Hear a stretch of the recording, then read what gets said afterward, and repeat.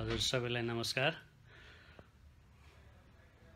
सम्पूर्ण कानुन व्यवसायी हुन गइरहेका कानुन व्यवसायी साथीहरूलाई नमस्कार छ। विशेषतः प्राविधिक कारणले गर्दाखेरि 12:30 मा यो क्लास सुरु हुने भनेको थियो। त प्राविधिक कारणले गर्दा यो कनेक्ट हुन नसकेको कारणले गर्दा क्षमा प्रार्थी छु। अब आजको विषयवस्तुका सन्दर्भमा प्रवेश गर्नुभन्दा अगाडि कोभिड-19 को महामारी विश्वभरि फैलिसके पश्चात अहिलेको यो जटिल परिस्थितिमा जुन हाम्रो यो लाइभ क्लासहरू हुन गइरहेको छ, सम्पूर्ण साथीहरूले सुनिरहनु भएको छ भन्ने मलाई लागेको छ। यहाँहरू विद्वान विदुषीको रूपमा जुन 28औं कानुन व्यवसायी परिषदको परीक्षामा सम्मिलित हुन गइरहनु भएको छ, अत्यन्तै खुसी लागेको छ। र मैले अब टु द पोइन्ट आफ्नो क्लास सुरु गर्न चाहन्छु। सपना नदेखि साकार हुन्न र त्यो सपनालाई परिपूर्ति गर्नका लागि विद्वान कानुन व्यवसायीमा दर्ज हुनका लागि जुन यहाँले घरमा बसेर तयारी गरिरहनु छ होला र यो तयारीलाई केही सहयोगको भूमिका निर्वाह होस् भन्ने दृष्टिकोणले मैले यो देवानी संहिता सम्बन्धी र तपाईहरुको सिलेबसमा व्यवस्था भए बमोजिम केही कुराहरू म यहाँलाई निवेदन गर्न चाहन्छु। र यो देवानी कानुनको सन्दर्भमा भन्नुभन्दा पहिले हामी कानुन व्यवसायीहरू मुद्दाको विषयवस्तुहरूलाई के कसरीकन अगाडि लैजाने भन्ने भन्दा पूर्व अवस्थामा सबैभन्दा पहिले प्रतिबद्धता, म कानुन व्यवसायी भन्छु भन्ने कुराको भित्रैदेखि प्रतिबद्धता हुनुपर्छ। त्यसलाई कन्टिन्युटी दिनुपर्छ, निरन्तरता, र त्यसबाट कन्फिडेन्स बिल्डअप हुन्छ र त्यसपछि रिजल्ट हुन्छ। साधारणतया मुद्दा भन्नाले यहाँहरूलाई थाहा जानकारी छ, दुई पक्ष बीच कुनै कुराहरू नमिलेपछि मुद्दा हुने गर्दछ र यो मुद्दाको सन्दर्भमा देवानी प्रकृतिका मुद्दा र फौजदारी प्रकृतिका मुद्दाहरू हुन्छन्। र देवानी र फौजदारी प्रकृतिका मुद्दाहरूको सन्दर्भमा यहाँहरूको सिलेबसमा जुन छ त्यो सिलेबसलाई नै मध्यनजर राखेर मैले यहाँहरूलाई देवानी संहितामा आउनुभन्दा पूर्व अवस्थामा यो कोडिफिकेसनको लामो इतिहास छ र यो इतिहासको सन्दर्भमा देवानी संहिताको सन्दर्भमा हामीले तीनटा कुराहरूलाई विषयवस्तुलाई विशेष ध्यान दिनुपर्ने हुन्छ। त्यो तीनटा विषयवस्तु भनेको के भने हामी सामाजिक अभियन्ता पनि भएको र सामाजिक अभियन्ता भएको कारणले गर्दाखेरि हामीले अरूलाई न्याय दिलाउने क्रममा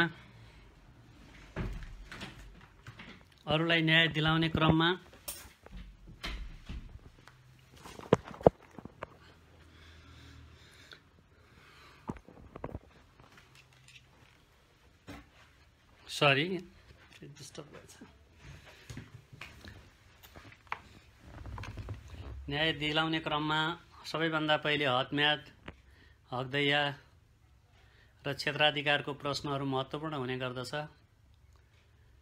र देवानी प्रकृतिको जुन मुद्दा मामिला हुन्छ यो विशेषतः हामीले हेर्दाखेरि अत्यन्त महत्त्वपूर्ण हुन्छ। सम्पत्ति सम्बन्धी विषयवस्तुहरू बढी जोडिएको हुन्छ र सम्पत्तिकै कारणले गर्दाखेरि विभिन्न किसिमका मुद्दा मामिलाहरू पर्ने गर्दछन् र ती मुद्दाहरूको समाधानका प्रक्रियाहरू हामीले के कसरीकन एउटा सामाजिक अभियन्ता भएको, समाजको पथदर्शक भएको कारणले गर्दाखेरि हामीले त्यसलाई कसरी अगाडि बढाउन सकिन्छ भन्ने कुरालाई महत्त्वपूर्ण रूपमा हेरिनुपर्ने हुन्छ।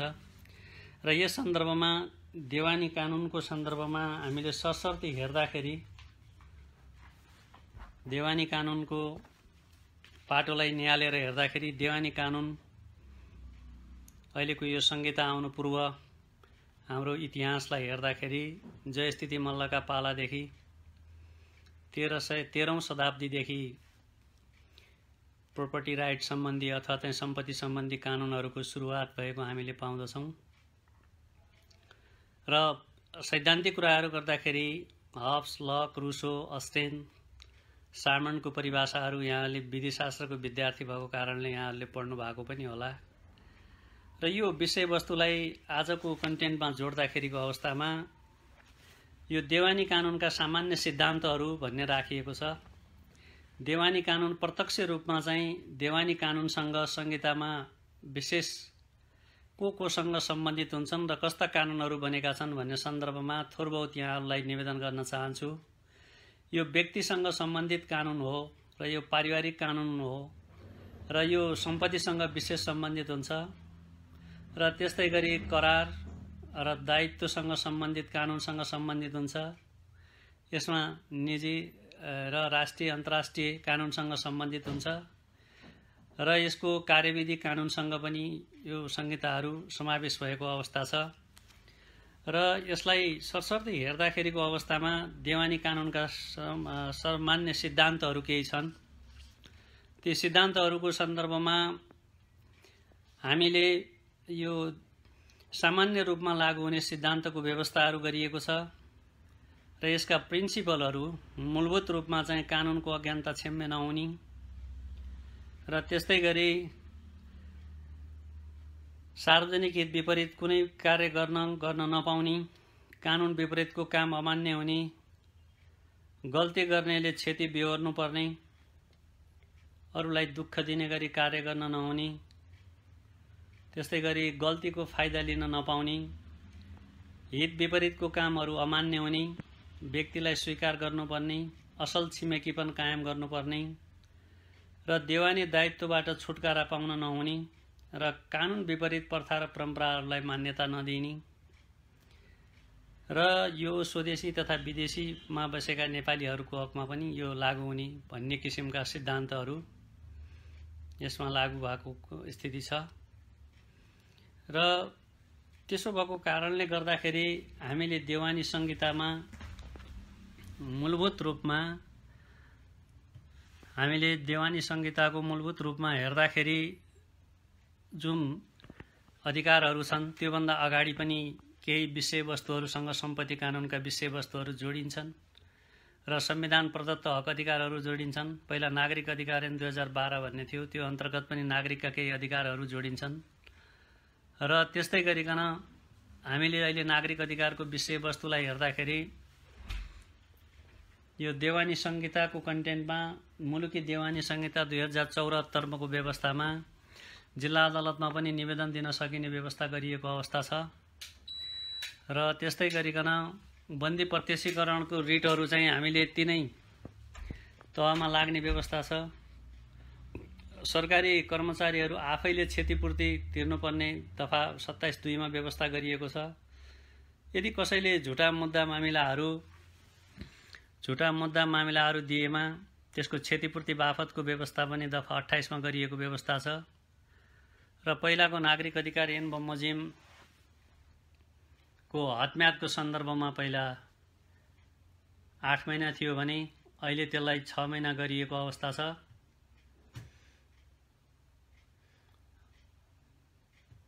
र त्यस्तै गरी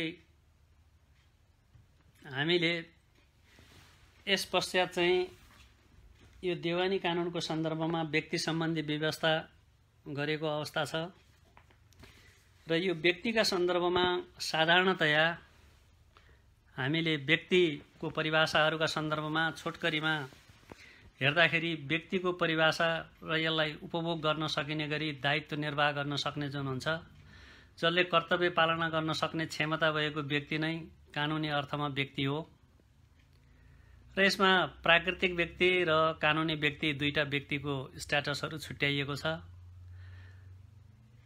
a natural person is a human beings. अब यो प्राकृतिक व्यक्ति भन्नाले छोटकरीमा जन्मसिद्ध, जो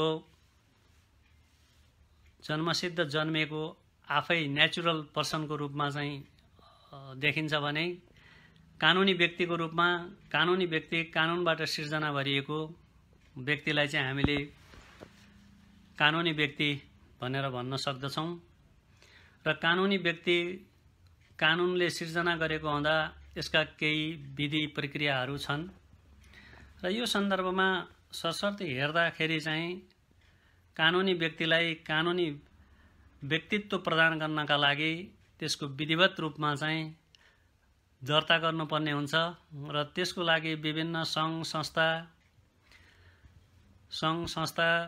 विभिन्न किसिमका प्रतिष्ठानहरू ती व्यक्तिहरू हुन्छन् र त्यस्तै गरिकन त्यो व्यक्तिहरूको ल्याबिलिटीको सन्दर्भमा विभिन्न सङ्घ संस्थाहरूले नेचुरल व्यक्ति सरह नै कानुनी व्यक्ति सरह कानुनी व्यक्तिले पनि प्राकृतिक व्यक्ति सरह नै आफ्नो हकभोग गर्ने मुद्दा मामिला गर्ने लगायतका कार्यहरू गर्न पाउने अवस्था रहन्छ र त्यस्तै गरी प्राकृतिक व्यक्ति भन्दा साथ हामीले चाहिँ जन्मनासाथ व्यक्तिको रूपमा मान्यता पाउने जुन अहिलेको संहिताको दफा 30 मा व्यवस्था गरिएको छ र कानुनले निषेध गरिएका भन्ने भन्दा बाहेक अन्य कामहरू गर्न पाउँदछ र अहिले व्यक्तिको सन्दर्भमा यो देवानी संहितामा व्यक्तिको यो सक्षमता सम्बन्धी छुट्टै व्यवस्था गरिएको छ जुन यो पहिलाका कानुनहरूमा यसरी 4 भागमा विभाजित गरिएको अवस्था 3 भागमा विभाजित गरिएको अवस्था थिएन जस्तै असक्षम व्यक्तिहरू अर्धसक्षम व्यक्ति र त्यस्तै गरी पूर्ण सक्षम व्यक्ति गरेर यो 3टा क्याटेगोरिजमा राखिएको अवस्था छ र असक्षम व्यक्ति भन्नाले चाहिँ यो 10 वर्षभन्दा कम को व्यक्तिलाई बुझाउँदछ अर्धसक्षम भन्नाले 17 वर्षभन्दा मुनिको व्यक्तिलाई बुझाउँदछ भने पूर्ण सक्षम व्यक्ति भन्नाले 18 वर्ष पुगिसकेपछि मात्रै त्यस्तो व्यक्तिहरू पूर्ण सक्षम हुन्छ र त्यसो भएको कारणले गर्दाखेरि हामीले यो प्राकृतिक व्यक्तिका सन्दर्भमा आफू जीवित छँदै वा आफ्नो मृत्युपछि गरिने दाह संस्कार काज क्रिया सद्गत विधि निर्धारण गर्न सक्ने व्यवस्था पनि भएको छ र यो प्राकृतिक व्यक्तिको सन्दर्भमा सब अङ्ग दान दिन सकिने दफाहरू पनि व्यवस्था गरिएको छ जुन पहिला थिएन र अहिले त्यो व्यवस्था दफा 38 मा राखिएको अवस्था छ र त्यस्तै गरी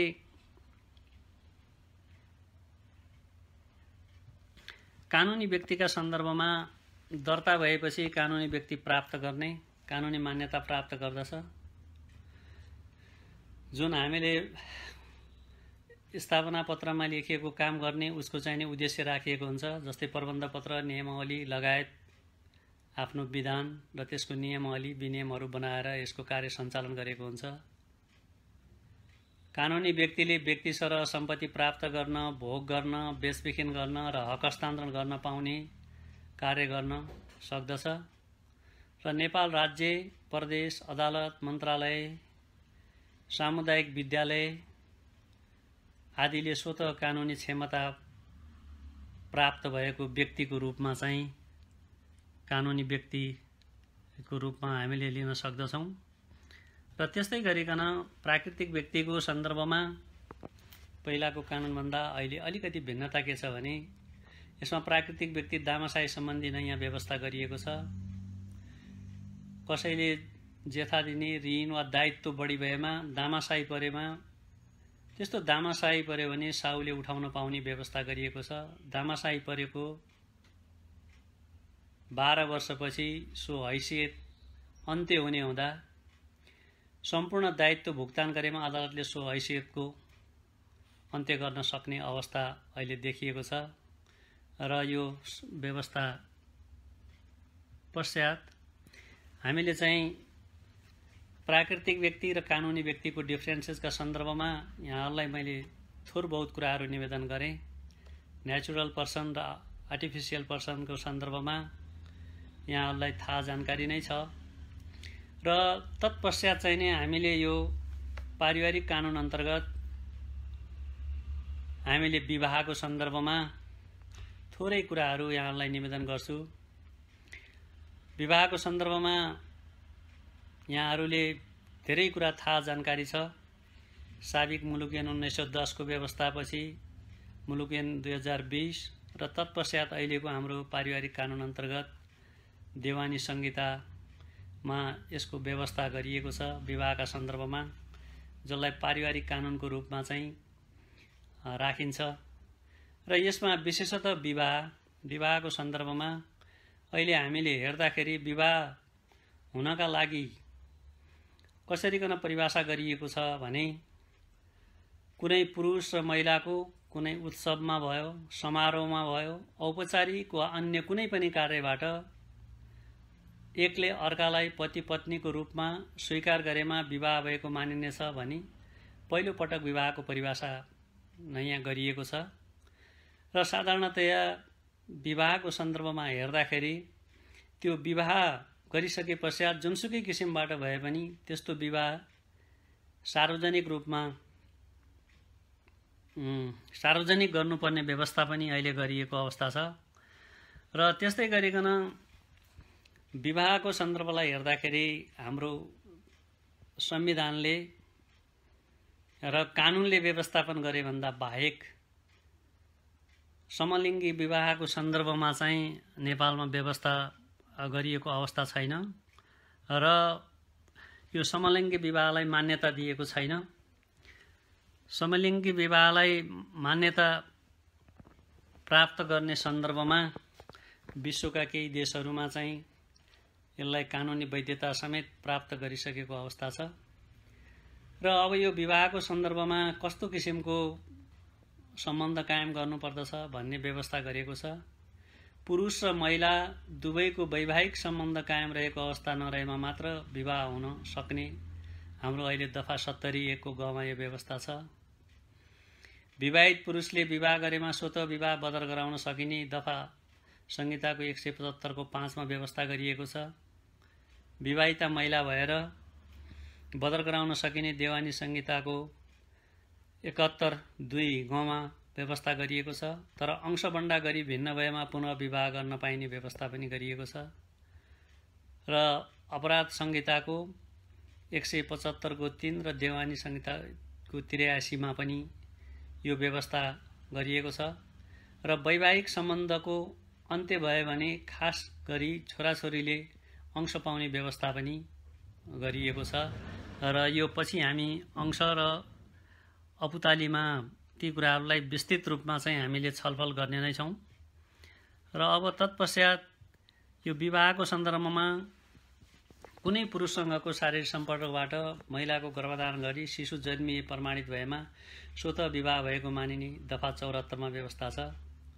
र त्यस्तो किसिमको विवाहभन्दा बाहेक केही अपवादको रूपमा जबरजस्तीकरणीको कारणले शिशु जन्मिएमा वा हाडनाताकरणी सजाय हुने नाताका पुरुषहरूसँग शारीरिक सम्पर्कबाट शिशु जन्मिएमा र त्यस्तो किसिमको विवाहले मान्यता प्राप्त गर्न नसक्ने व्यवस्था गरिएको छ। र विवाह दर्ताको सन्दर्भमा यहाँहरूलाई थाहा जानकारी छ। पहिला विवाह दर्ता ऐन 2028 को व्यवस्था थियो र जिल्ला प्रशासन कार्यालयमा विवाह दर्ता गर्ने र सर्टिफिकेट लिने व्यवस्था थियो। र गाउँ विकास समितिमा वा पञ्जीकाधिकारीको कार्यालयमा पनि विवाह दर्ता गर्ने प्रोभिजन थियो। र अहिले चाहिँ कोर्ट म्यारिजको सन्दर्भमा अहिले पति वा पत्नीले परिवारले पेसा व्यवसाय वा काम गर्नका लागि कुनै त्यो गर्नका लागि र यो मूलभूत रूपमा चाहिँ सिडिओको ठाउँमा चाहिँ अहिले अदालतमा चाहिँ विवाह दर्ता गर्ने प्रोभिजन राखेको अवस्था छ। र पति पत्नी वा परिवारको सदस्यलाई पेसा व्यवसाय गर्नमा रोक्न नहुने दफा 91 मा यस्तो किसिमको व्यवस्था गरिएको छ। र त्यस्तै गरी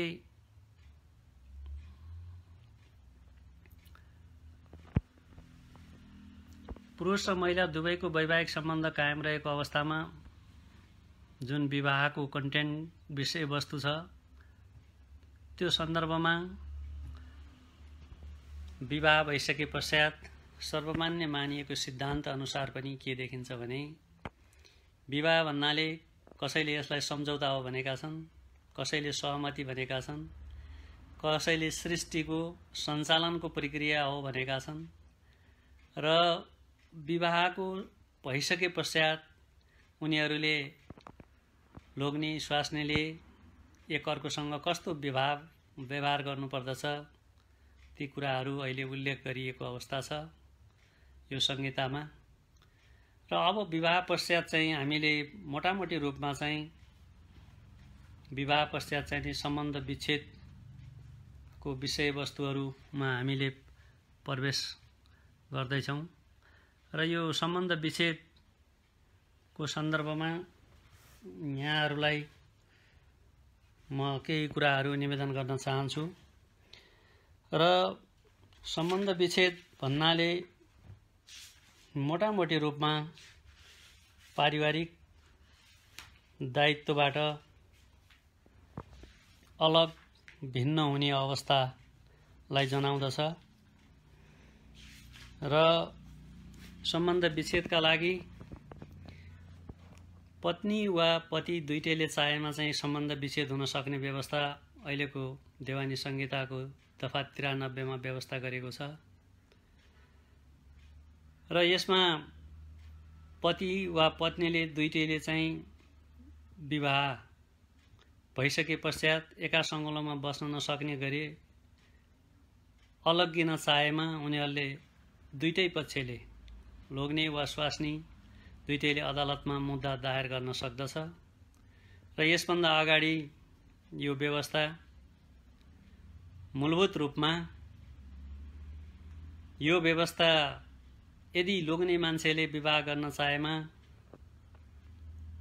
गाउँ विकास समिति वा नगरपालिकामा र केटी मान्छेले सम्बन्ध विच्छेद गर्न चाहेमा अदालतमा मुद्दा दर्ता हुने प्रक्रिया थियो। र अहिले त्यो स्थिति छैन र दुईटैलाई इक्वालिटी छ र दुईटैले चाहिँ अदालतमा आएर सम्बन्ध विच्छेदको केस दिन सक्दछन्। र सम्बन्ध विच्छेदको सन्दर्भमा विभिन्न व्यवस्थाहरू लिएको छ। अब 3 वर्षभन्दा अब यो पतिले सम्बन्ध विच्छेद गर्न सक्ने कन्टेन्टमा हामी जान चाहन्छौँ।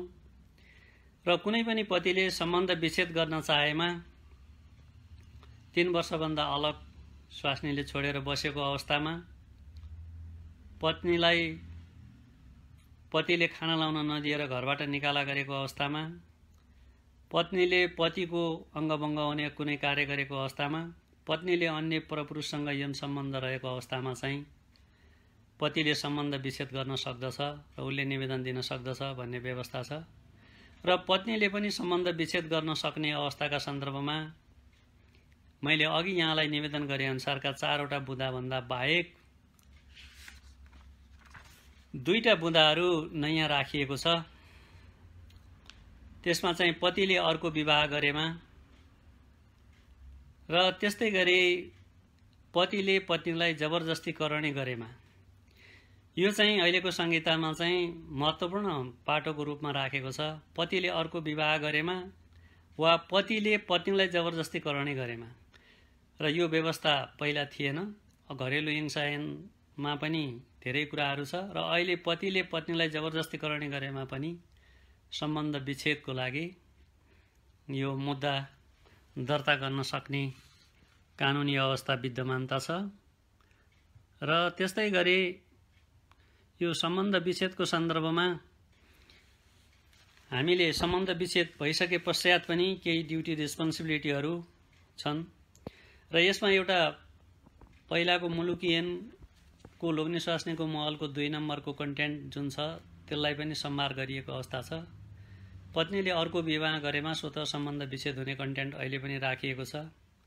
र त्योभन्दा महत्त्वपूर्ण कुरा के छ भने यो पति पत्नीको सम्बन्धका सन्दर्भमा अदालतमा मुद्दा दायर भइसके पश्चात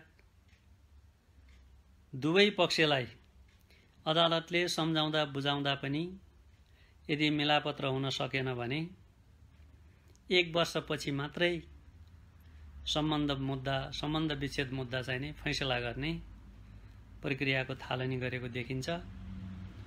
र सम्बन्ध विच्छेद गर्नु अगाडि अंशबन्डाको व्यवस्था छ। र सम्बन्ध विच्छेद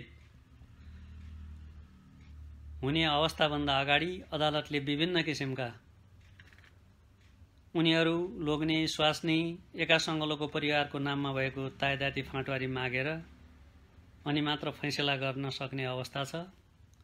र पहिला माना चामलको व्यवस्था भएकोमा अहिले चाहिँ आयस्ता दिन सक्ने व्यवस्थाहरू र खाना लाउन भराइदिने व्यवस्था देवानी कार्यविधिको 101 मा यो व्यवस्था गरेको छ।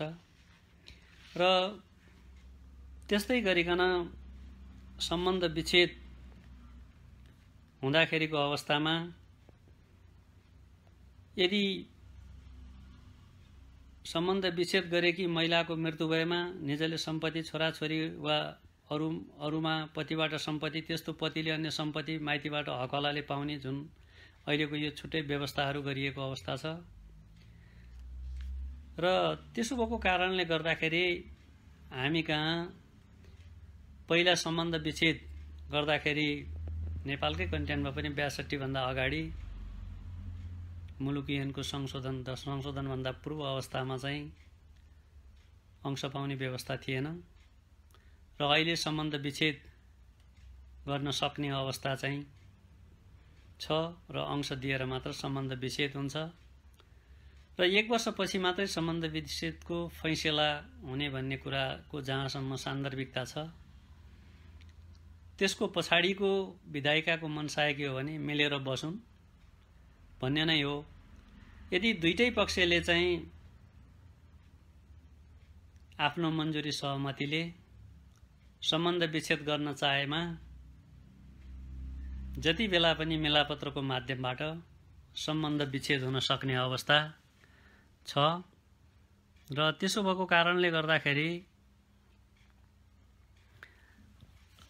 हामीले यो सम्बन्ध विच्छेदको सन्दर्भमा सशर्त हेर्दाखेरिको अवस्था के भने सम्बन्ध विच्छेद हुनुभन्दा अगाडि सम्बन्ध कायम रहेकै अवस्थामा सम्बन्ध विच्छेद भयो भने आमा बाबु तथा छोराछोरीहरूको सम्बन्धका सन्दर्भमा पनि केही नयाँ व्यवस्था अहिले गरेको अवस्था छ।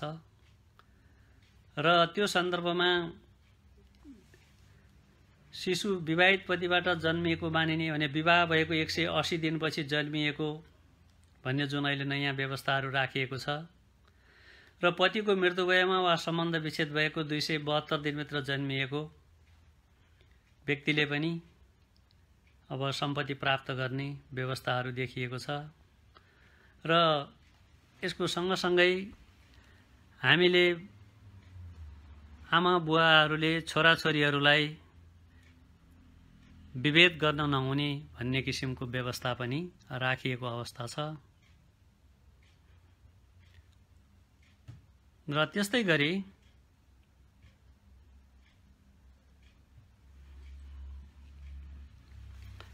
गरी यो सम्बन्ध विच्छेदको विषयवस्तुभन्दा पश्चात हामीले चाहिँ यो आमा बाबु तथा छोराछोरीहरूको सम्बन्ध सम्बन्धी व्यवस्था पनि नयाँ राखिएको छ। यसलाई ड्युटी एन्ड रेस्पोन्सिबिलिटिज बनाउने दृष्टिकोणले हुन सक्दछ। विदेशी मुलुकहरूमा अथवा चाहिँ नि प्रायजसो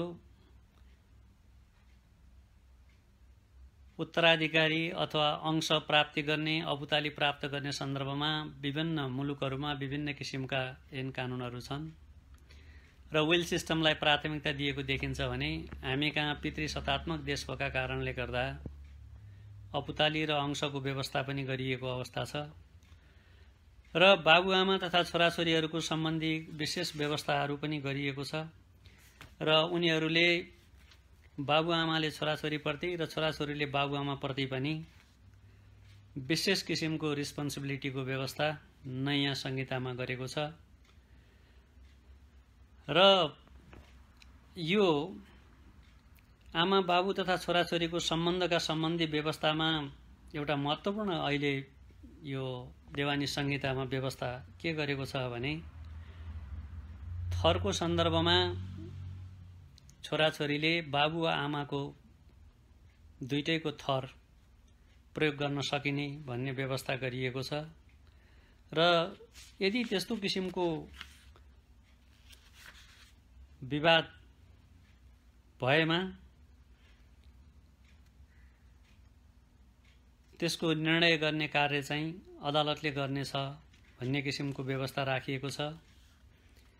र छोराछोरीहरूको जन्म दर्ताको कुराहरू राखेको छ र हेरचाह स्याहार सम्हार गर्नुपर्नेलाई अनिवार्यता गरिएको छ। आमा बाबुको जिम्मामा रहने व्यवस्था गरिएको छ र त्यसलाई विशेष गरी क्याटेगोरिज रूपमा राखिएको अवस्था छ। जस्तै 5 वर्षभन्दा कम उमेरको नाबालकलाई आमाले अर्को विवाह गरेको भए नभए पनि निजले चाहेमा निजले राख्न पाउने व्यवस्था गरिएको छ। 5 वर्षभन्दा माथिको नाबालक आमाले अर्को विवाह गरेको बाहेक निजले चाहेमा निजको जिम्मा रहने व्यवस्था गरिएको छ र त्योभन्दा बाहेक अन्य अवस्थामा बाबुको जिम्मामा रहने भन्ने कुरालाई पनि लिपिबद्ध रूपमा गरिएको छ।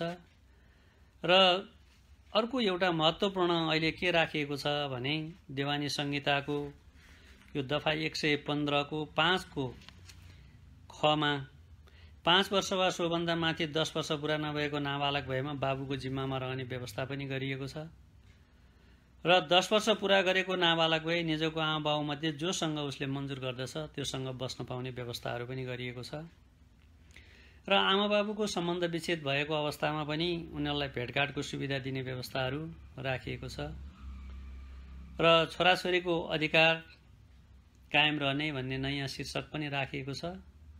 यदि आमा वा बाबु अलग भिन्न भएमा पनि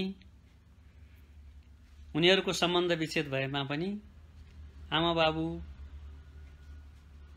छोराछोरीको हक अधिकार कायमै रहने व्यवस्था गरिएको छ। र अर्को एउटा नयाँ व्यवस्था के भने पहिला मुलुकियन अंशबन्डाको 10 क मा व्यवस्था थियो, सहमति बिना भिन्न बस्नु नहुने भन्ने व्यवस्था गरिएको छ र खाना लाउन दिनुपर्दछ, औषधि उपचार गर्नुपर्दछ, शिक्षा दीक्षा दिनुपर्दछ र त्यस्तो भयो भने सहमति बिना चाहिँ नि अलग भिन्न बस्नु नहुने, छुट्टिनु नमिल्ने भन्ने किसिमको प्रोभिजनहरू राखेको अवस्था छ। नाबालकहरूलाई हामीले श्रमिकको रूपमा चाहिँ प्रयोग गर्न नमिल्ने गरी रोकावटको व्यवस्था गरिएको छ र छोराछोरीलाई आमा बाबुलाई आदर सम्मान र हेरविचार गर्नुपर्ने व्यवस्था पनि राखिएको अवस्था छ र यस्तो किसिमको व्यवस्थाले मूलभूत रूपमा आमा बाबुले छोराछोरीप्रति र छोराछोरीले आमा बाबुप्रति विशेष किसिमको सम्बन्धको व्यवस्था अहिलेको देवानी संहितामा राखिएको अवस्था छ।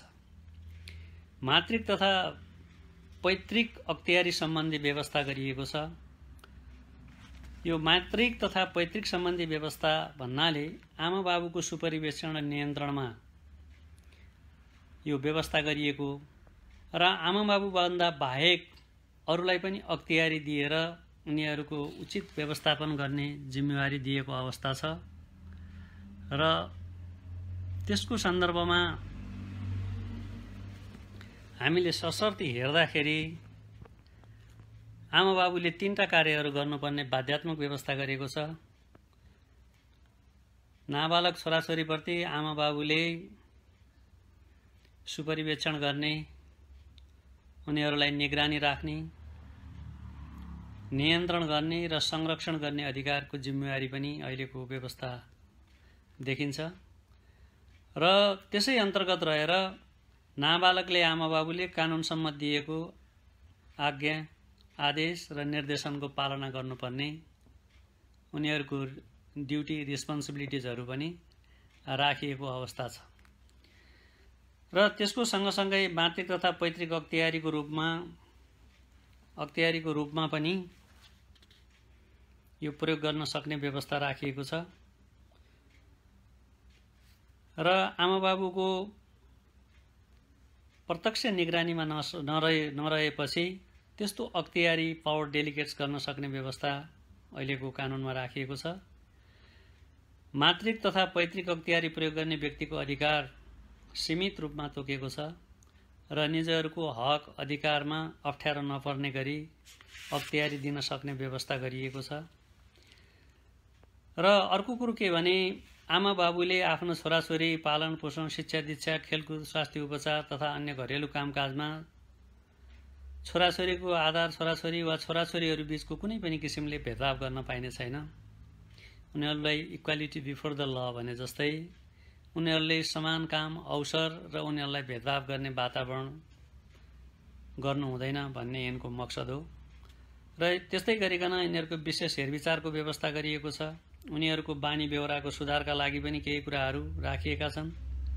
अधिकार प्रयोग गर्ने अख्तियारले दिएको मान्नुपर्ने केही अवस्थाहरू छन् र त्यस्तो किसिमको संरक्षक वा कुनै माथोर व्यक्तिले दिएको कामको सन्दर्भमा अख्तियारी पूरा गर्नुपर्ने दायित्व संरक्षक वा माथोर व्यक्तिलाई पनि जिम्मेवारी दिएको अवस्था देखिन्छ।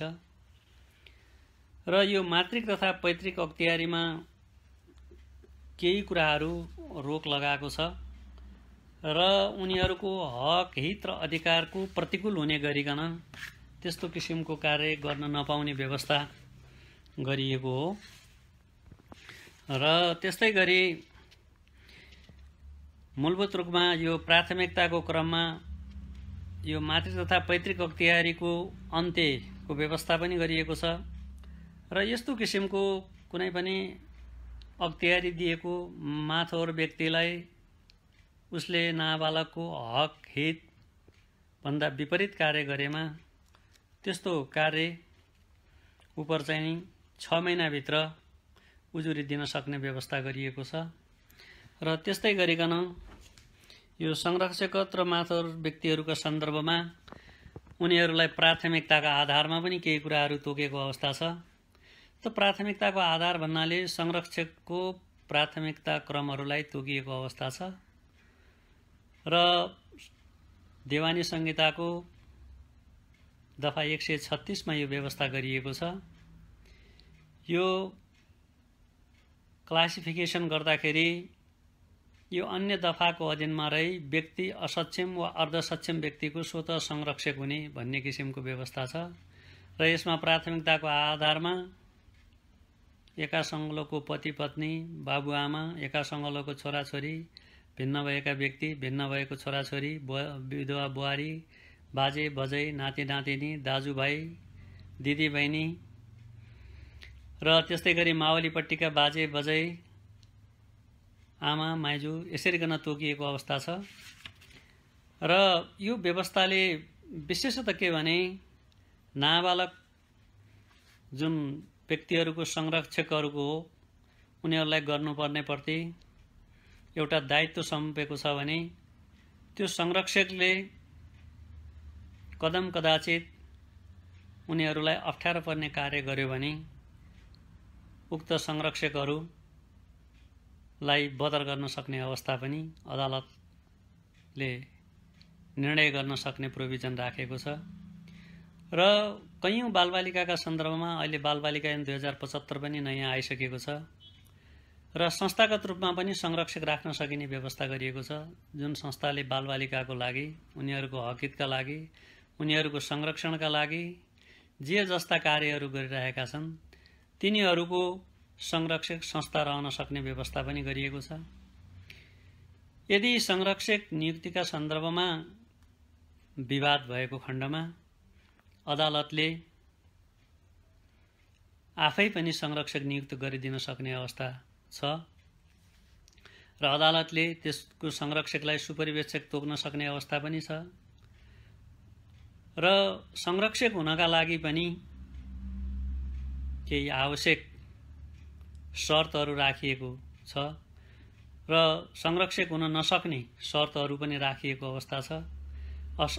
असक्षम र अर्धसक्षम व्यक्ति आफै संरक्षक हुन सक्दैन। असक्षम वा अर्धसक्षम व्यक्तिको हक हितको विपरीत काम गरेको प्रमाणित भयो भने त्यस्तो व्यक्तिहरू संरक्षक हुन सक्दैन। अदालतबाट 3 वर्ष वा सोभन्दा बढी कैदको सजाय पाएको व्यक्ति पनि संरक्षक हुन सक्दैन।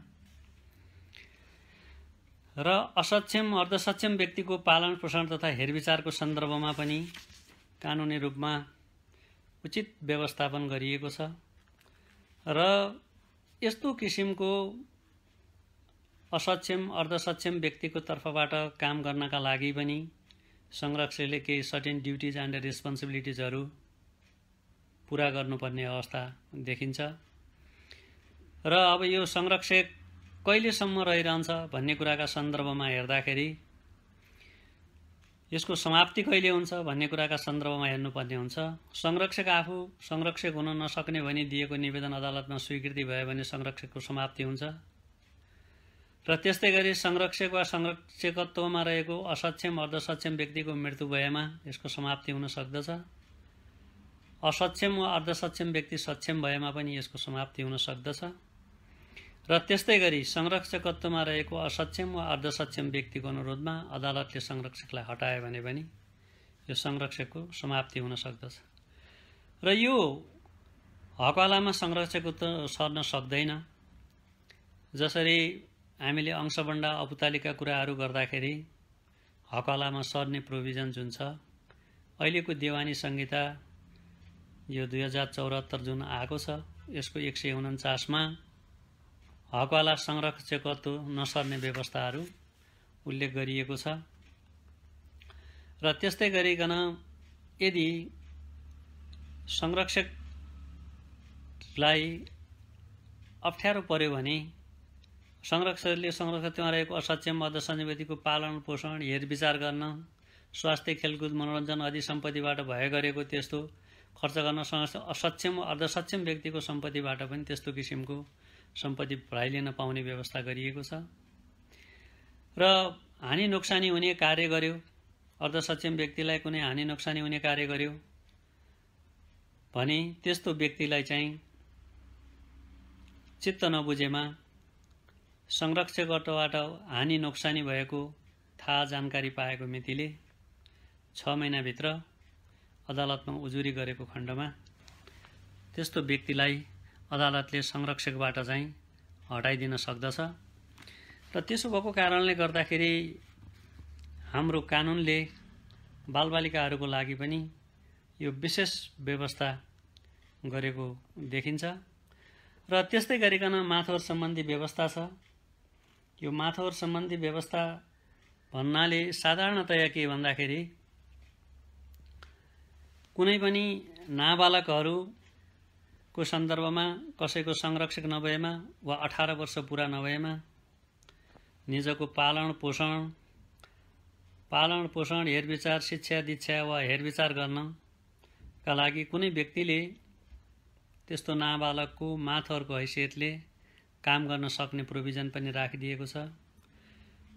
होस ठेगाना नरहेको व्यक्तिको माथवर हुन सक्ने, जस्तै पहिले पनि हामी कहाँ थियो, वृद्ध अवस्थामा वा आफूलाई कुराहरू बुझ्न नसक्ने अवस्थामा वा चाहिँ अपाङ्ग भएमा वा विदेश गई फर्किआउने टुङ्गो नभएको अवस्थामा, त्यस्तो अवस्थामा पनि सम्बन्धित व्यक्तिले अदालतको अनुमति लिएर मुद्दा मामिला गर्न सक्ने प्रोभिजन राखिएको थियो र अहिले यो होस ठेगाना नरहेको व्यक्तिको पनि माथवर हुन सक्ने व्यवस्था राखिएको छ।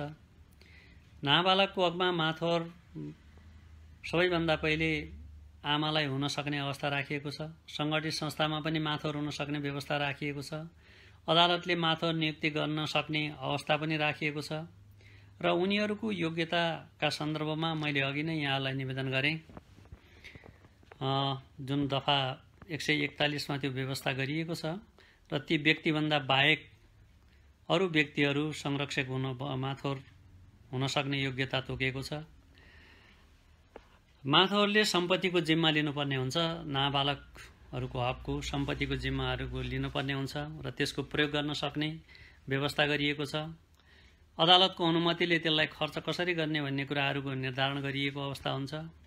विवेकपूर्ण र होसियारीपूर्वक सम्पत्तिको देखरेख र संरक्षण गर्नु पनि माथवर गर्ने व्यक्तिको, नियुक्त भएको व्यक्तिको दायित्वभित्र पर्दछ र कुनै पनि नाबालकको हक हितको सन्दर्भमा माथवर व्यक्तिले पनि अदालतको अनुमति लिई खर्च गर्न सक्ने व्यवस्था पनि राखिएको छ र उनीहरूलाई हानि नोक्सानी हुने कार्य गरिदिन हुँदैन भन्ने किसिमको अवस्था पनि राखिएको छ र माथवरले सम्पत्ति रेखदेख र संरक्षण नगरेको भन्ने कुरा कहीँ कतैबाट उजुरी अदालतमा परेमा उक्त व्यक्तिलाई माथवरबाट हटाउन सक्ने व्यवस्था राखिएको छ र अचल सम्पत्तिको हकमा यदि हक हस्तान्तरण गरिदियो भने त्यस्तो व्यक्तिको सन्दर्भमा नाबालकहरूलाई हानि नोक्सानी हुने, उनीहरूलाई चाहिँ प्रत्यक्ष रूपमा असर पर्ने कार्य माथवर व्यक्तिले गर्न मिल्दैन।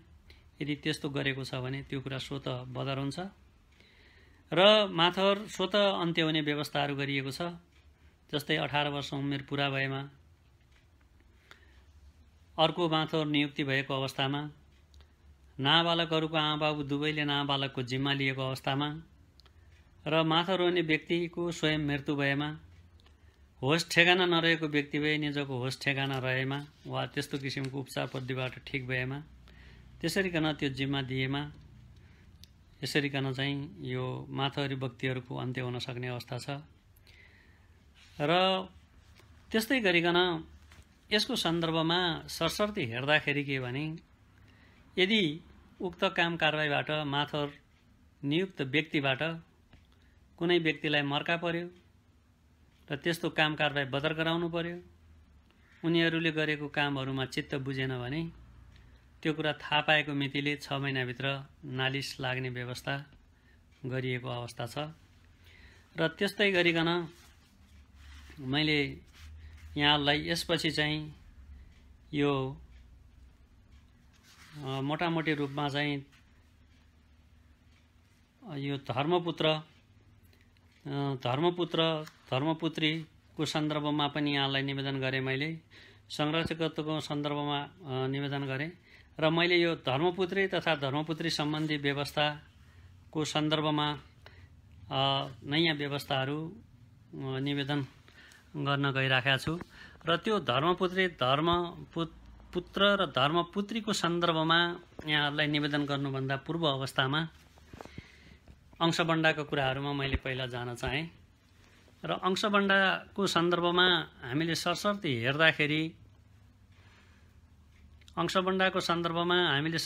हेर्दाखेरि पहिलेको कानुन र अहिलेको कानुनहरूमा विधिवत रूपमा चाहिँ त्यस्तो धेरै भिन्नताहरू देखिँदैन र त्यो सन्दर्भमा यहाँलाई चाहिँ निवेदन गर्नु पर्दाखेरि केही मूलभूत कुराहरूका सन्दर्भमा म यहाँलाई निवेदन गर्न चाहेँ। र यो अंशबन्डा हामी कहाँ अलि भिन्न प्रकृतिको छ। मैले अघि नै यहाँलाई निवेदन गरेँ कि यसलाई विल सिस्टमको रूपमा चाहिँ अन्य कन्ट्रीहरूले गरे पनि हामी कहाँ चाहिँ यो अंशबन्डा सम्बन्धीको व्यवस्था पहिला मुलुकियन अंशबन्डाको महल थियो 2020 मा र अहिले त्यसलाई अलिकति मोडिफाई गरेर अलि फरक स्थिति आएको छ र केही नयाँ कुराहरू यसले कर्पोरेट गरेको अवस्था छ। र त्यो अंशबन्डाको सन्दर्भमा म यहाँलाई थोरै कुराहरू निवेदन गर्न चाहन्छु। र अंशियार मानिने भन्ने व्यवस्था छ। अहिले सङ्गलोको सम्पत्ति अंशबन्डा गर्ने प्रयोजनका लागि पति पत्नी बाबुआमा छोराछोरी अंशियार मानिनेछन् भन्ने व्यवस्था छ। पहिला पनि यस्तो थियो र अहिले एउटा नयाँ व्यवस्था के छ भने अंशको समान हकदार हुने कुरा पहिले पनि साबिकमा पनि थियो, अहिले पनि छ। र अंशबन्डा गर्दाका बखत अहिले एउटा नयाँ थप विषय छ, बडो क्युरियोसिटीको विषय पनि हुन सक्दछ। यो अहिलेको यो देवानी संहिता 2074 मुलुकी देवानी संहिता 2074 को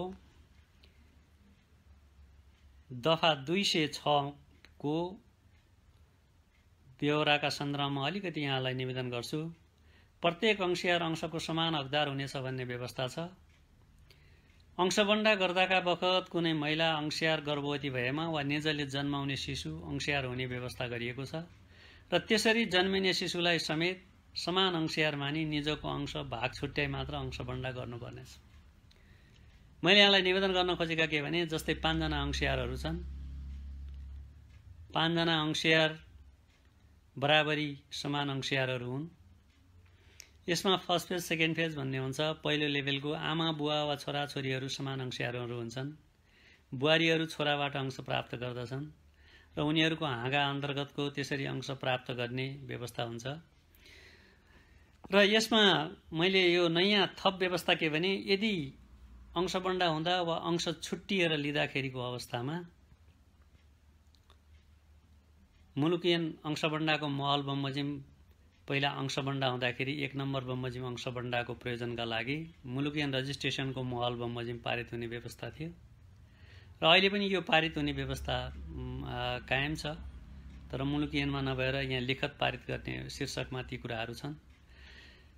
र यदि गर्भमा भएको मान्छेलाई पनि गणना गर्ने र केही गरी जिउँदो जन्मेन भने अन्य अंशयारहरूले को कसले कसरी अंशयारहरूको उनीहरूको हैसियत बमोजिमको चाहिँ त्यो सम्पत्ति फेरि पुनः बन्न लाग्ने भन्ने किसिमको व्यवस्था गरिएको छ। र अर्को एउटा नयाँ कुराहरू अहिलेको यो संहितामा चाहिँ के देखिन्छ भने वैवाहिक सम्बन्ध अन्त्य भएका दम्पतिबाट जन्मेका छोराछोरीले पनि अंश पाउने भन्ने कुराका सन्दर्भमा बाबुआमाबाट पाउने भन्ने व्यवस्था छ। र पहिलाको हाम्रो मुलुकियन अंशबन्डाको महलको 8 नम्बरमा एउटा व्यवस्था थियो र त्यो व्यवस्थामा अहिले केही व्यवस्था थप गरिएर नयाँ आएको छ, आमाबाट अंश पाउने। बाबुको पहिचान यदि कहीँ कदम कदाचित भएन भने त्यस्ता छोराछोरीहरूले आमाको सम्पत्तिबाट मात्र अंश पाउनेछन् भन्ने व्यवस्था राखिएको छ। उदाहरणको लागि के भने बच्चा जन्मेको छ तर बाबुको टुङ्गो छैन भने त्यस्ता छोराछोरीले आमाबाट अंश पाउने व्यवस्था गरिएको छ। र पहिला मुलुकियन अंशबन्डाको 8 नम्बरको कन्टेन्ट मैले यहाँलाई के निवेदन गरे भने यदि प्रकाश नपारी बाहिर कसैले पत्नी राखेको छ र हिजोबाट छोराछोरीहरूको जन्म भएको छ भने तिनीहरूले अंशमा दाबी गर्न पाउने छैन भन्ने क्लजहरू थियो र पहिले पनि थियो र अहिले पनि त्यो व्यवस्था देखिन्छ। र त्यस्तै गरिकन अंशबन्डाको सन्दर्भलाई कुरा गर्दाखेरि मैले भने जेनेरेसनको आधारमा आमा बुवा छोराछोरीहरू समान अंशयारहरू हुन्छन्।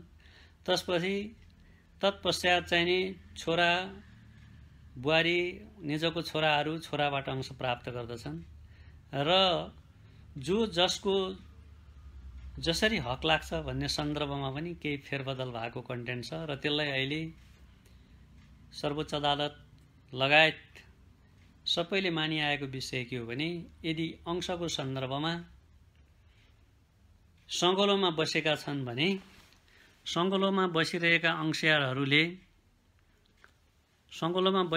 अंशयारहरूले फिराद र प्रत्युत्तर पत्र पेश गर्दाका अवस्थामा नै सम्पत्तिको फाँटवारी पेश गर्नुपर्ने अवस्था रहेको छ। र अहिले विवाहिता छोरीले पनि अंश पाउने प्रोभिजनहरूको सन्दर्भमा त्यो राखिएको छ।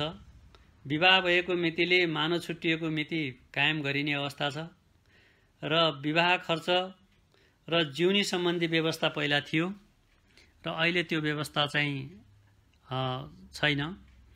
र त्यसपछि यो वर्गीकरणका सन्दर्भमा पनि विभिन्न सम्पत्तिहरूको सन्दर्भमा पनि त्यो तायदाती फाँटवारी आइसके पश्चात सबैलाई अंशबन्डा लाग्ने एका सङ्गलोको व्यक्तिको हकमा प्रमाणित 2006 को व्यवस्था अनुसार बन्डा लगाउने व्यवस्था गरिएको अवस्था छ।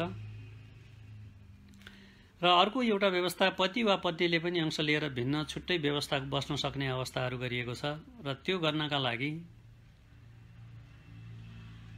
महत्त्वपूर्ण पाटो के भने जुनसुकै कुराहरू पति वा पत्नीले पनि अंश लिएर भिन्न बस्न सक्नेमा केही क्लजहरू छ, 2टा क्लजहरू। पति वा पत्नी वा पतिलाई घरबाट निकाला गरिदिएमा पति वा पत्नीले पत्नी वा पतिलाई शारीरिक वा मानसिक यातना दिएमा पनि उनीहरू छुट्टी भिन्न बस्न सक्ने अवस्था रहेको छ।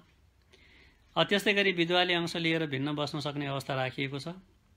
र यो अंश छोडपत्र गर्न सक्ने कुराहरूका सन्दर्भमा पहिला अंश छोडपत्रको सन्दर्भमा अंशबन्डाको महलमा यो कुरा नलेखिए पनि मुलुकियन रजिस्ट्रेसनको महल बमोजिम अंश छोडपत्र गर्न सक्ने, केही लि वा नलि अंश छोडपत्र गर्न सक्ने भन्ने व्यवस्था थियो।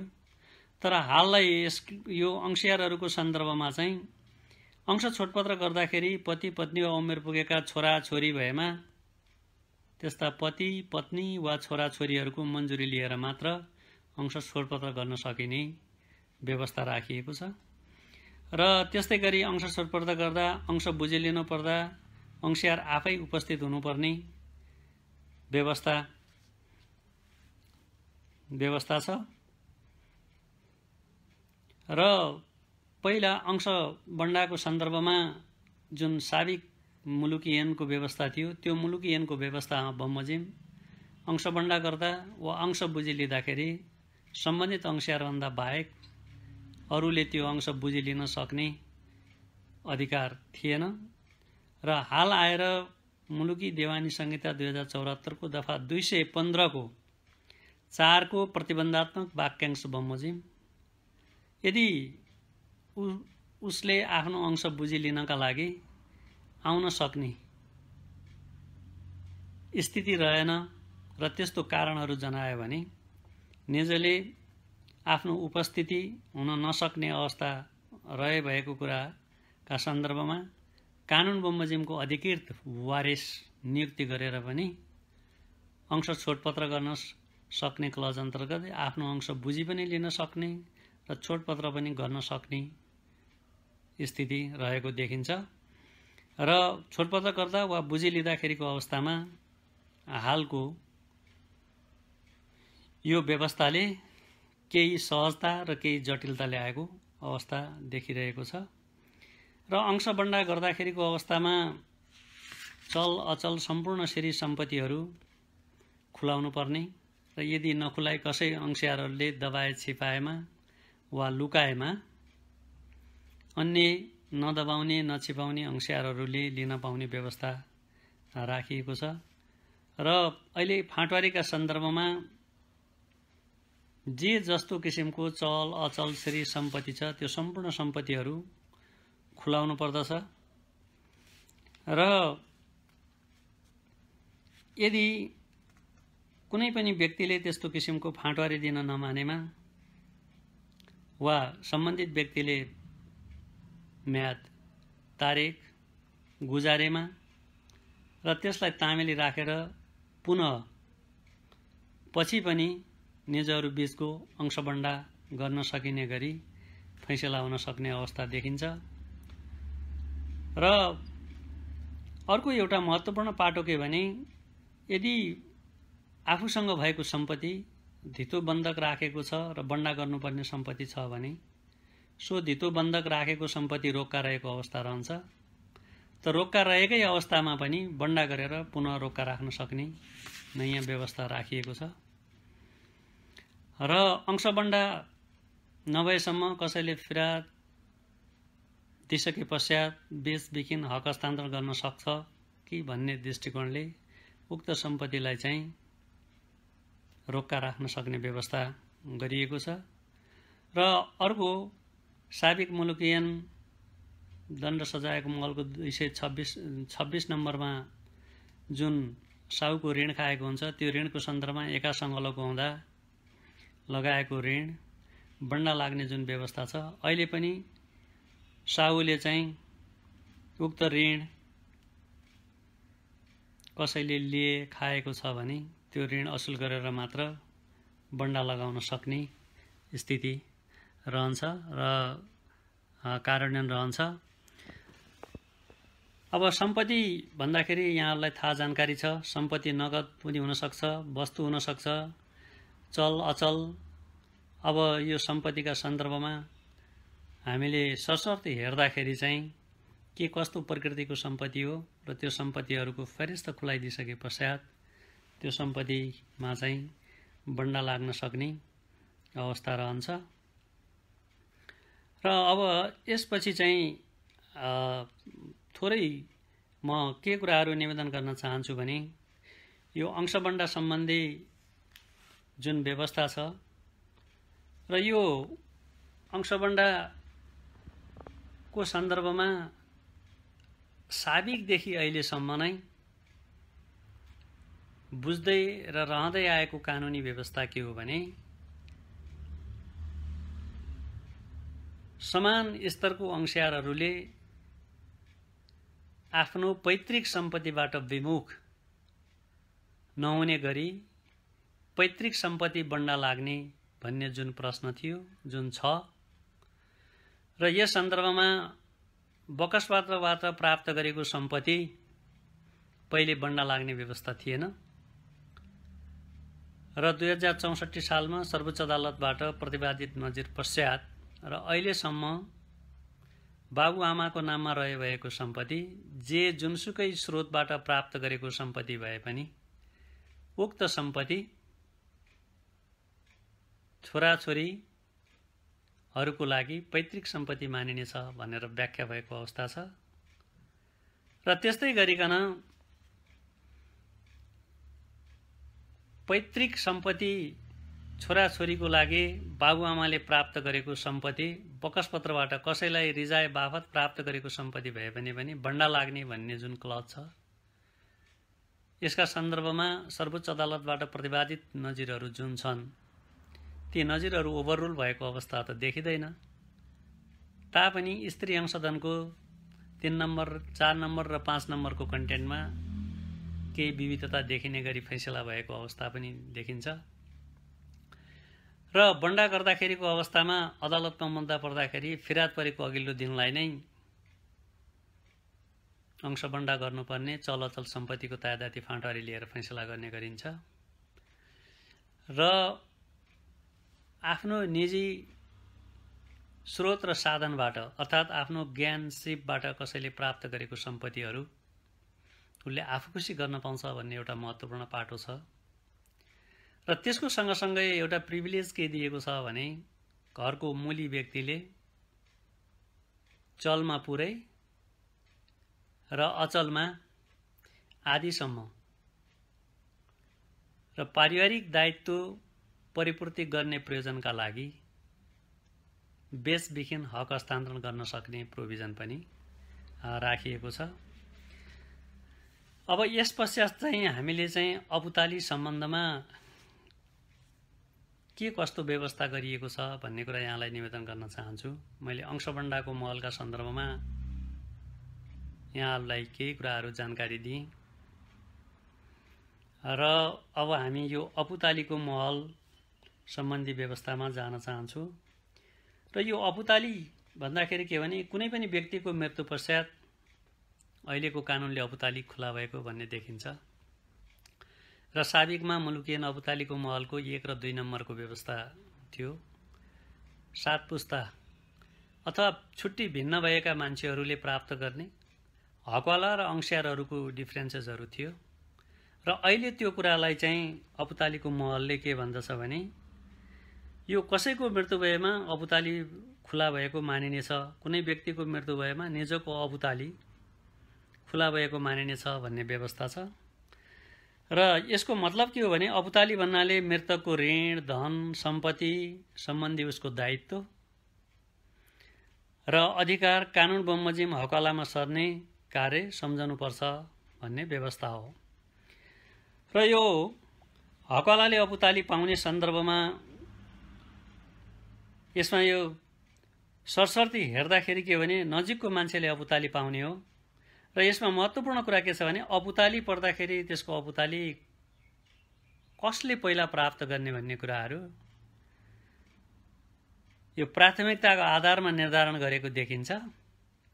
सङ्गलोको पति वा पत्नी, सङ्गलोको छोराछोरी, विधवा बुहारी, सङ्गलोको बाबुआमा, सौतेनी आमा, छोराछोरी तर्फका नाति नातिना भन्दै आएर कर्मबद्ध रूपमा चाहिँ भिन्न भएका पति पत्नी, भिन्न भएका छोराछोरी तर्फका नाति नातिनी, त्यस्तै गरी भिन्न भएका बाजे बजै, सङ्गलोका जिजु बाजे, जिजु बजै, दाजु भाइ, दिदी बहिनी, विधवा भाउजू वा भाइ बुहारीहरू र त्यस्तै गरी सङ्गलोका काका काकी, भतिजी भतिजाहरू र भिन्न भएका दाजुभाइ, दिदी बहिनी वा विधवा भाउजू वा भाइ बुहारीहरू र यसरी प्राथमिकताको आधारमा अपुताली पाउने कुराहरू तोकेको छ।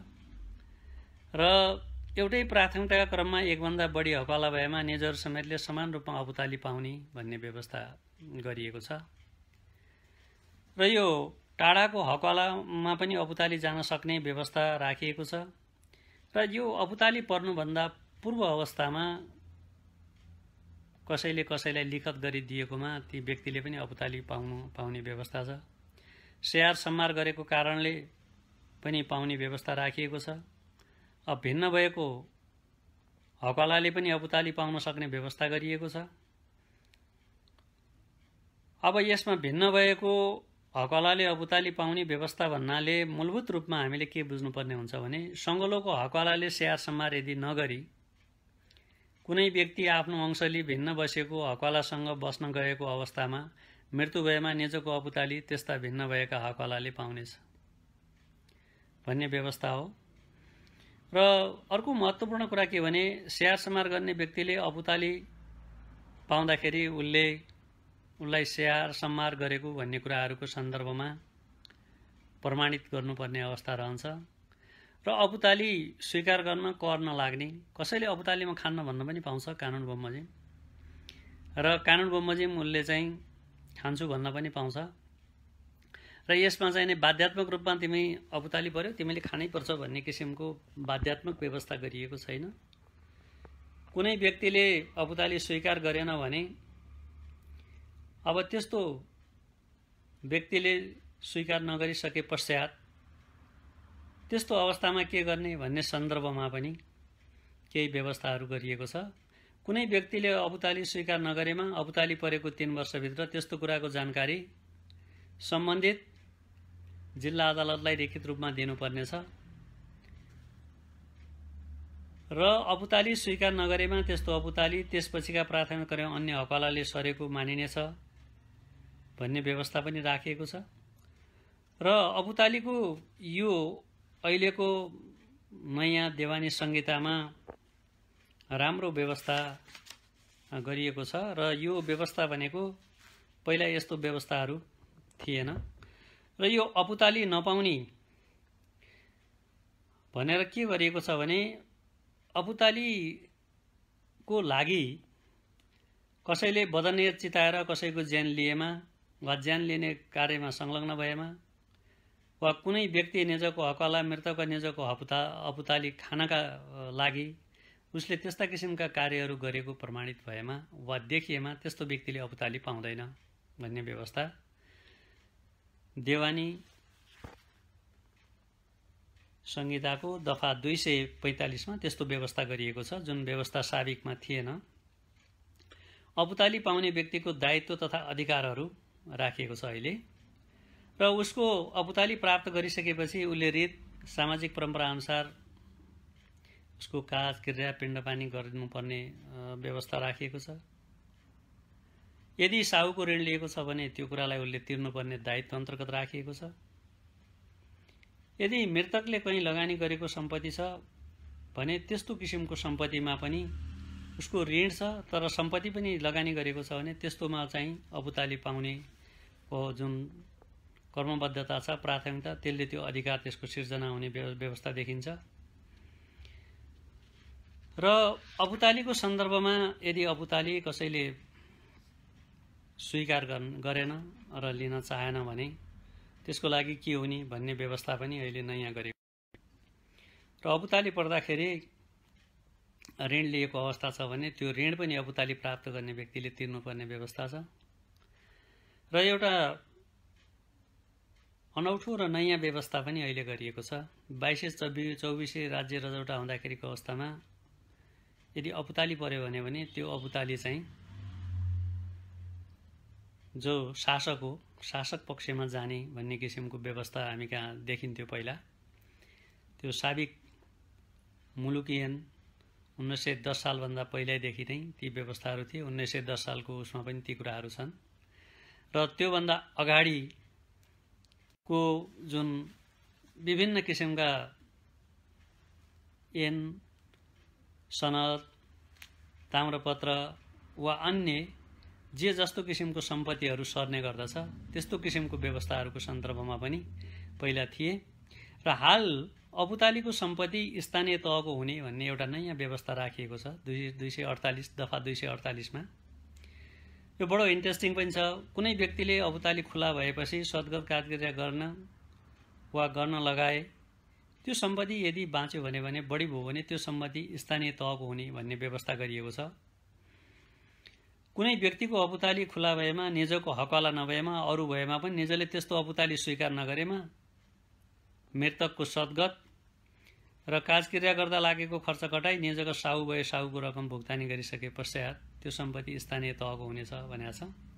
यसमा उसको हरिसाब राख्नुपर्ने व्यवस्था पनि राखेको छ। र जिल्ला स्तरीय यो प्रशासनिक कार्यालयमा पठाउनु पर्ने के कति सम्पत्ति रहेछ भनेर 2 जना स्थानीय व्यक्ति साँची समेत राखेर स्थानीय तहको कम्तीमा 2 जना साँची राखेर त्यसको रिपोर्टिङ गर्ने व्यवस्था छ। र त्यस्तो भइसके पश्चात चाहिँ त्यो मृतकको हकवालाको 3 महिनाभित्र मृतकको सम्पत्ति बुझ्नको छ भने फेरि सूचना प्रकाशित गर्नुपर्ने र यदि छैन भने र त्यस्तो सम्पत्तिको सन्दर्भमा चाहिँ विधिवत रूपमा यहाँ कार्यविधिहरू उल्लेख गरिएको छ र सम्पूर्ण खर्च वा ऋण धन तिरेर बाँकी रहेको सम्पत्ति चाहिँ स्थानीय तहको नाममा चाहिँ उनीहरूले प्रयोग गर्ने र उनीहरू त्यसको उत्तराधिकारी हुने अथवा हकवाला सक्सेसर हुने व्यवस्था गरिएको छ। त्यस्तै गरी दफा 249 मा नयाँ व्यवस्था छ औपचारिकको सन्दर्भमा। नेपालभित्र मृत्यु भएको विदेशीको सम्पत्ति औपचाली पर्यो भने के गर्ने भन्ने प्रोभिजनहरू राखिएको अवस्था छ र त्यसलाई हेर्दाखेरि नेपालभित्र मृत्यु भएको कुनै विदेशी नेपालभित्रको कोही हकवाला रहेनछ तर सम्पत्ति रहेछ भने निजको सम्पत्ति सद्गत हरिसाब गरेर र त्यो हरिसाबको कुराका सन्दर्भमा नजिकको स्थानीय तहलाई जानकारी दिने र त्यो जानकारी दिइसके पश्चात मृतकको सम्पत्तिको विवरणहरूको मुचुल्का उठाउने र त्यो मुचुल्का उठाइसके पश्चात संघीय गृह मन्त्रालय अहिलेको चाहिँ हाम्रो 3 तहको संरचनाहरू छ, स्थानीय तह सरकार, प्रदेश सरकार र संघीय सरकार र त्यो संघीय सरकारको गृह मन्त्रालयमा त्यसको जानकारी दिने व्यवस्था राखिएको छ र त्यति भइसके पश्चात त्यो मृतकको सन्दर्भमा त्यो संघीय गृह मन्त्रालयले सम्बन्धित देशको कूटनीतिको माध्यम मार्फत मृतकको हकवालालाई 4 महिनाको मृतकको सम्पत्ति बुझ्न आउनका लागि एउटा नोटिस पठाउनु पर्ने व्यवस्था राखिएको छ। त्यसको सँगसँगै नेपालको कूटनीतिक सम्बन्ध नभएको मुलुकको नागरिक भई वा त्यस्तो किसिमको सम्पत्ति संघीय गृह मन्त्रालयले 6 महिनाभित्र त्यस्तो सम्पत्ति बुझिलिन राष्ट्रिय स्तरको अंग्रेजी भाषामा दैनिक पत्रिकामा सूचना प्रकाशन गर्नुपर्ने व्यवस्था राखिएको छ र त्यो सूचना संघीय गृह मन्त्रालयले आफ्नो वेबसाइटमा समेत राख्ने व्यवस्था गरिएको छ र त्यो राखिसके पश्चात त्यहाँ विशेषतः त्यो म्यादभित्र मृतकको हकवाला उपस्थित भएमा मृतकको सद्गत गर्दा लागेको खर्च कटाई वा त्यस्तो खर्च सद्गत गर्ने व्यक्तिलाई दिई त्यस्तो सम्पत्तिको मूल्य 10% दस्तुरले बाँकी सम्बन्धित हकवालालाई फिर्ता गर्नुपर्नेछ भन्ने व्यवस्था राखिएको अवस्था छ र उक्त कुराहरूको सन्दर्भमा मृतकको कुनै पनि हकवाला उपस्थित नभएमा ठेगाना पत्ता नलागेमा मृतकको सद्गत गर्दाको लागेको खर्च कटाई बाँकी रहेको सम्पत्ति स्थानीय तहको हुनेछ भन्ने व्यवस्था छ र त्यस्तो सम्पत्तिलाई चाहिँ नि सार्वजनिक हितको लागि मात्रै प्रयोग गर्नुपर्नेछ भन्ने किसिमको व्यवस्था राखिएको छ र औपचालिकको सन्दर्भमा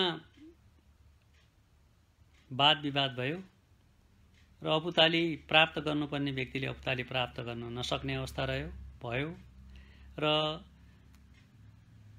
कसैलाई औपचाली प्राप्त गर्नुपर्ने व्यक्तिले औपचाली प्राप्त गर्न नसकेको कारणले मर्का पर्यो भने साबिक मुलुकियन 2020 को औपचालिको महलको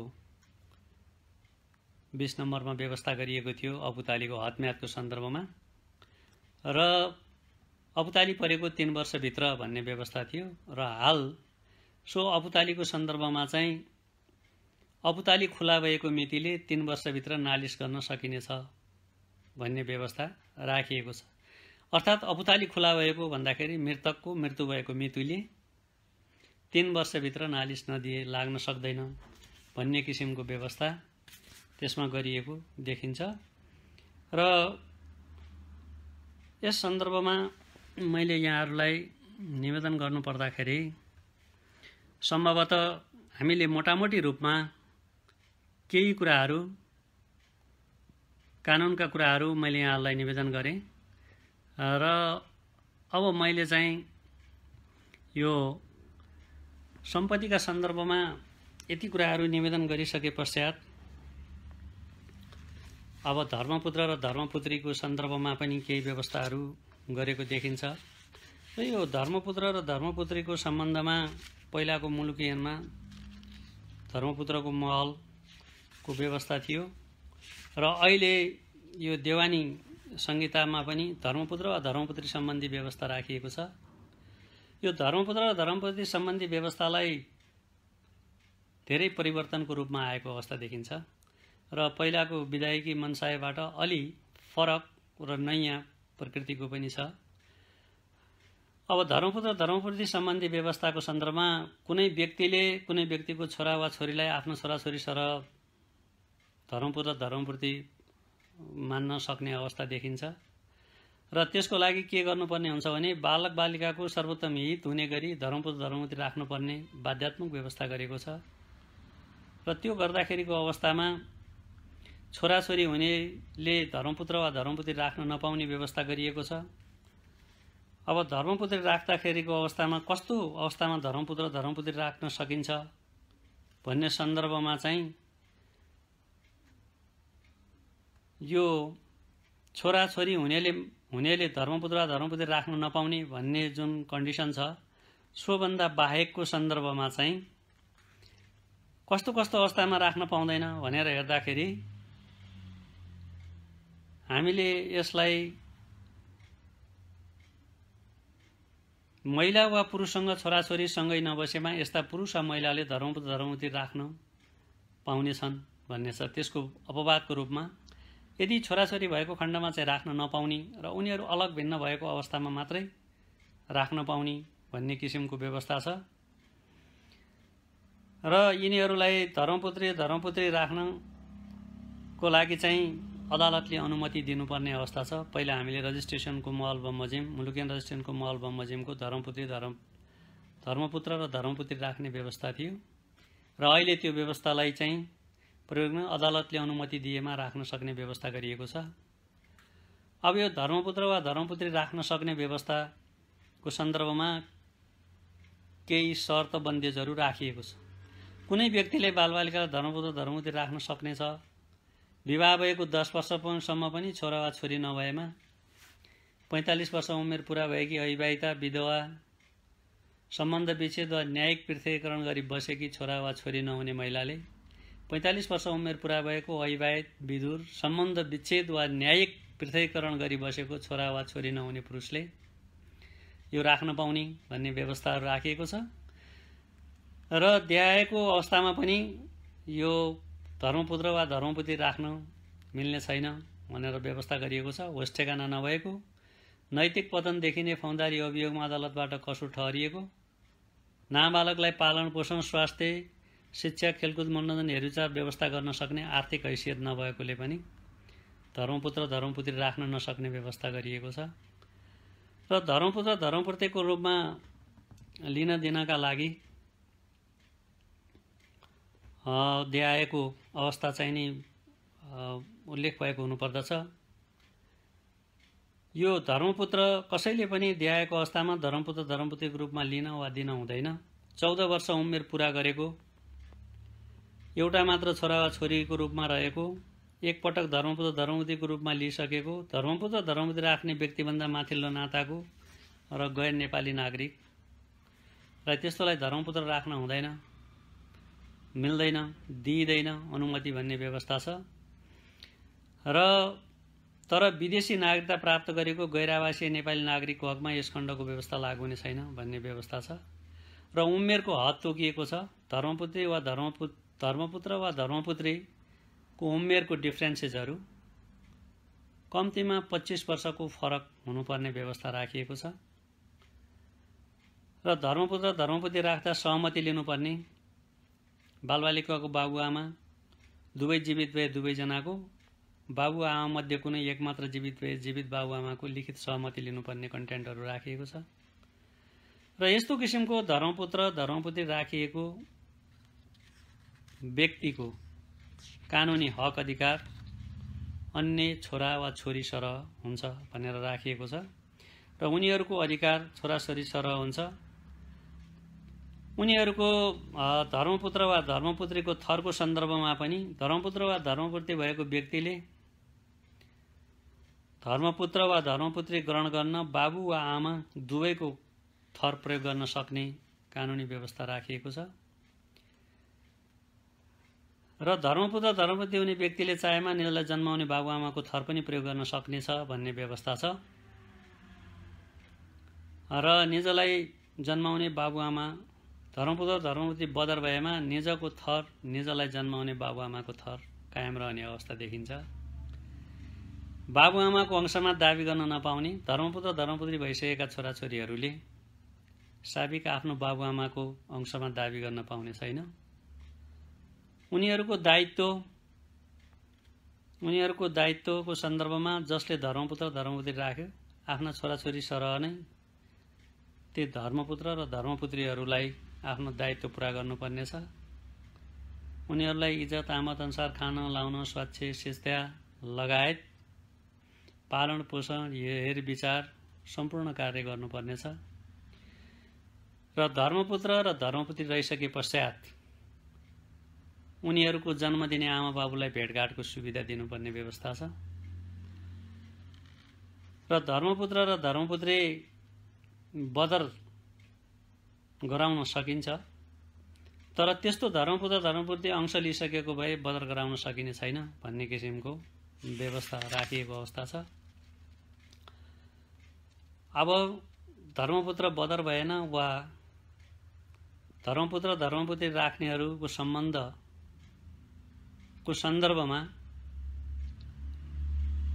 अड्डा अदालतमा मुद्दा मामिला अर्थात् धर्मपुत्र धर्मपत्नी बदर भएमा बाहेक उनीहरूको निरन्तरता रहनेछ र धर्मपुत्र धर्मपत्नी राख्ने व्यक्तिको सम्बन्ध अन्त्य भएमा धर्मपुत्र वा धर्मपत्नीको हैसियतले निजको रहेको हक अधिकार तथा दायित्वमा समेत अन्त्य हुनेछ। तर धर्मपुत्र धर्मपत्नी कायम रहेको अवधिसम्म भोगिसकेको सुविधा हासिल उपभोग गरिसकेको अधिकार निर्वाध रूपमा चाहिँ उनीहरूले हक दायित्व उनीहरूको सिर्जना हुनेछ र यसमा चाहिँ कानुन बमोजिम उनीहरूको दायित्वमा केही फरक पर्न सक्ने अवस्था छैन। र हदम्यादको सन्दर्भमा मर्का पर्ने पक्ष व्यक्तिले आफ्नो काम भए गरेको मितिले 1 वर्षभित्र चाहिँ नै नालिस दिनुपर्नेछ भन्ने व्यवस्था छ। र त्यसो भएको कारणले गर्दाखेरि त्यस्तै गरी हाल अन्तर्देशीय धर्मपुत्र वा धर्मपत्नी सम्बन्धी पनि व्यवस्था गरिएको छ। यो अन्तर्देशीय रूपमा धर्मपुत्र धर्मपत्नी राख्न सक्ने व्यवस्था पनि छ। र धर्मपत्नी राख्दाखेरिको अवस्थामा चाहिँ धर्मपुत्र र धर्मपत्नी दिँदा बालबालिकाको सर्वोत्तम हितलाई ख्याल गर्नुपर्ने व्यवस्था छ। अब बालगृहमा रहेका व्यक्तिहरूलाई पनि धर्मपुत्रको रूपमा चाहिँ विदेशीलाई धर्मपुत्र वा धर्मपत्नीको रूपमा दिन सकिने व्यवस्था छ। र त्यसको अलावा धर्मपुत्र वा धर्मपत्नी लिन सक्ने व्यवस्थाका सन्दर्भमा धर्मपुत्र धर्मपत्नी ग्रहण गर्नका लागि निवेदन दिनुपर्नेदेखि लिएर यसमा चाहिँ केही नवीन व्यवस्था गरिएको छ। नेपाली नाबालक वा नेपाल बसोबास गरेका विदेशी कुनै नाबालकलाई धर्मपुत्र धर्मपत्नीको रूपमा ग्रहण गर्न चाहने दफा 192 बमोजिमको योग्यता पुगेको विदेशी दम्पतिले नेपाल स्थित नेपाल आफ्नो देशको दूतावास र त्यस्तो राजदूतावास नभएमा नेपालको निमित्त तोकिएको राजदूतावास र धर्मपुत्र वा धर्मपत्नीको रूपमा ग्रहण गर्ने अनुमति दिने सम्बन्धित मुलुकको केन्द्रीय निकाय मार्फत दिएका कागजातहरू संलग्न गर्नुपर्नेछ भनेर राखिएको छ। र उनीहरूको हकित गर्ने कुराहरू फाइनान्सियली स्टेटमेन्टका कुराहरू भोलि उनीहरूलाई असर नपर्ने कुराहरूको यी सबै कुराहरू राखिसके पश्चात त्यसको सन्दर्भमा चाहिँ बोर्डबाट सिफारिस गर्ने र निर्णय भइसके पश्चात मात्रै धर्मपुत्र धर्मपुत्री राख्न सकिने व्यवस्था गरेको छ। र त्यस्तो किसिमको व्यवस्थालाई अहिलेको नयाँ धर्मपुत्र धर्मपुत्री सम्बन्धी नवीनतम व्यवस्था छ। र यसको विदेशी नागरिकले पनि नेपाली नागरिकलाई अर्थात् नाबालकहरूलाई धर्मपुत्र धर्मपुत्री राख्दाखेरि तिनीहरूको बोर्डको सिफारिसमा जुन गरिने निर्णय हुन्छ त्यो निर्णय बापत चाहिँ नि गर्न सक्ने अवस्था छ। र मोटामोटी रूपमा मैले अब देवानी कानुनका सन्दर्भमा यहाँहरूलाई यी कुराहरू निवेदन गरेँ। र अब खुसीको कुरा के छ भने तपाईहरू 28औं यो कानुन व्यवसायीको प्रमाणपत्रका लागि तयारीमा तपाईहरु बस्नु भएको छ र अध्ययन गरिरहनु भएको छ र तपाईहरुको लागि हामी सहयोगी भूमिका निर्वाह गर्न तयार छौं र जुन ठाउँमा तपाईहरु बसिरहनु भएको छ र जसरी तपाईले अध्ययन गरिरहनु भएको छ त्यो सन्दर्भमा तपाईले पृष्ठभूमि अथवा यसको ऐतिहासिक पाटो भन्दा पनि महत्त्वपूर्ण पाटो के भने सिलेबसमा दिएका कुराहरूलाई मध्यनजर राखी तपाईले नेपालको ऐन कानुनका सन्दर्भमा मूलभूत रूपमा मुलुकी देवानी संहिता 2074, यसको मुलुकी देवानी कार्यविधि संहिता 2074 र त्यस्तै गरी फौजदारी कार्यविधि संहिता र त्यस्तै गरेर सजाय निर्धारण ऐनका कन्टेन्टका विषयवस्तुहरू हेर्नु होला। र अन्तमा कानुन व्यवसायी भनेको समाजको अभियन्ता हो, पथ प्रदर्शक हो, ठूलो जिम्मेवारी आउन सक्दछ। कानुनको शासनको कुरा गरिरहँदा महत्त्वपूर्ण रूपमा चाहिँ हामीले 3-4 वटा कुराहरू अत्यन्तै ध्यान दिनुपर्ने हुन्छ।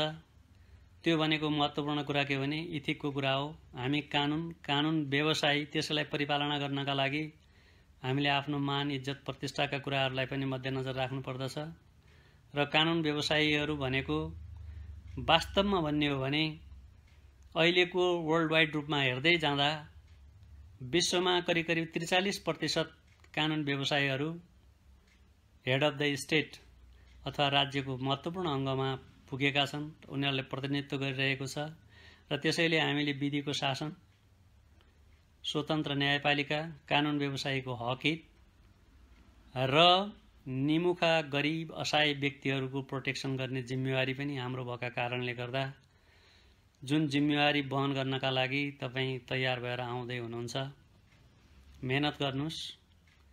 असहज केही पनि छैन, सहज छ, मर्यादित पेशा हो र तपाई हामीले एउटा सिस्टम अपरेट गर्ने हो। सही पद्धति र कानुन बमोजिम हामी अगाडि बढ्नेछौँ र डाइरेक्टली अब यो कोभिड-19 को महामारीको समाप्ति पश्चात तपाईहरु बीच हाम्रो भेटघाट हुनेछ र हामी सँगै एउटै फिल्डमा प्रतिबद्ध भएर लाग्नेछौँ।